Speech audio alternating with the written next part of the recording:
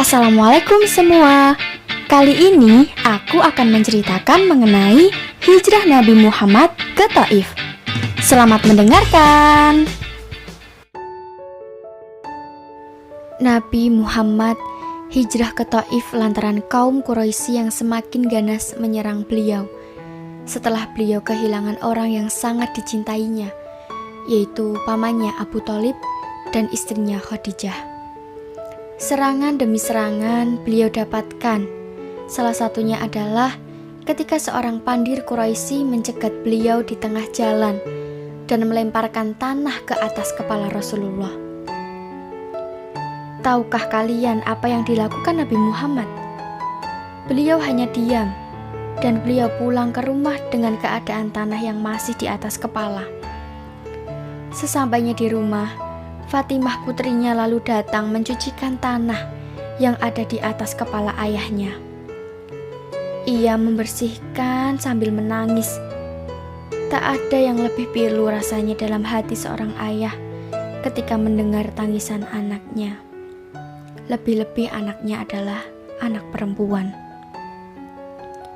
Sebenarnya Nabi Muhammad adalah seorang ayah yang sangat bijaksana dan penuh kasih kepada putri-putrinya. Apakah yang kita lihat ia lakukan terhadap tangisan anak perempuan yang baru saja kehilangan ibunya itu, yang menangis hanya karena malapetaka yang menimpa ayahnya? Dari semua itu tidak lebih ia hanya menghadapkan hatinya kepada Allah dengan penuh iman akan segala pertolongannya. Untuk menenangkan hati anaknya, Rasulullah berkata, "Jangan menangis anakku," katanya kepada putrinya yang sedang berlinang air mata. "Tuhan akan melindungi ayahmu."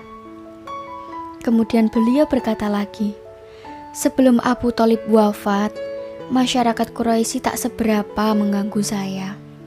Itulah yang dikatakan Nabi Muhammad kepada Fatimah putrinya.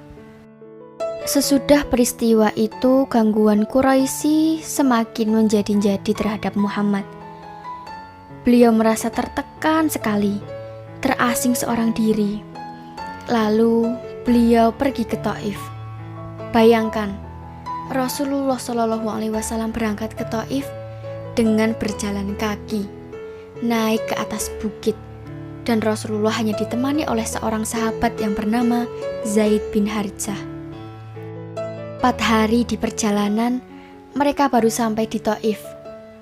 Rasulullah yang memiliki niat untuk menyebarkan dinul Islam secara terus terang, sesampainya di Taif beliau menyiarkan, menyampaikan, dan mengembangkan dakwah ini kepada Bani Thaqif yang tinggal di Taif waktu itu. Namun, nampaknya dakwah dan seruan Rasulullah tidak mendapatkan tanggapan positif dari warga Taif. Bahkan Rasulullah tidak diberikan kebebasan untuk pulang ke Mekah. Lalu Rasulullah meninggalkan Taif karena mendapatkan reaksi penolakan dari orang-orang Taif. Rasulullah saat itu dilempari dengan berbagai bentuk batu sampai lutut, tumit, dan badan Rasulullah bercucuran darah. Sekalipun pada saat itu Zaid bin Haritsah telah memberikan perlindungan kepada Nabi. Dengan cucuran darah, Rasulullah lepas dari hambatan, kepungan, demikian juga tantangan yang diberikan masyarakat Taif pada saat itu. Terakhir, beliau berlindung di suatu kebun anggur. Di kebun anggur ini, Rasul dan Zaid mendapatkan sedikit sambutan dan diberikan setangkai anggur oleh pemilik kebun. Karena pemilik kebun melihat kondisi Rasul dan Zaid yang dalam keadaan yang sangat lemah. Tetapi ada sesuatu yang aneh didengar oleh orang yang memberikan setangkai anggur ini. Rasul mengambilnya dan mengucapkan, "Bismillahirrahmanirrahim," sebelum memakan anggur ini.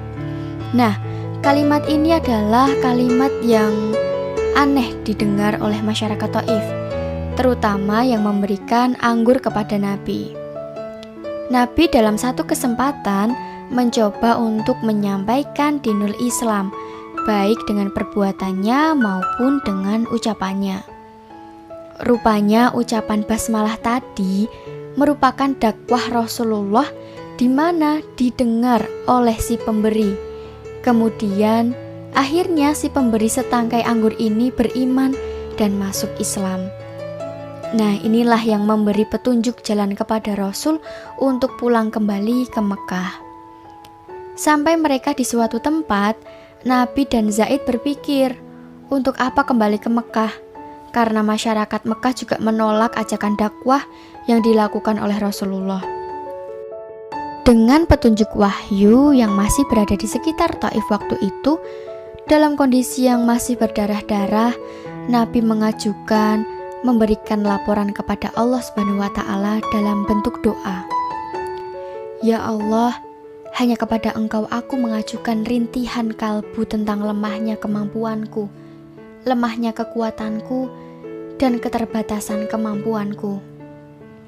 Waktu itu malaikat Jibril datang memberitahu kepada Nabi, ya Rasulullah, kejadian yang kau alami ini dilihat, diketahui, dan dimaklumi oleh Allah. Ini ada 2 gunung besar. Diberikan kebebasanmu wahai Muhammad untuk mengendalikan 2 gunung besar ini. Kalau engkau mau, kami akan menghimpitkan kedua gunung ini ke masyarakat Taif yang menolak dakwahmu, yang melontarimu dengan berbagai bentuk batu. Disinilah kesabaran dan ketabahan Rasul.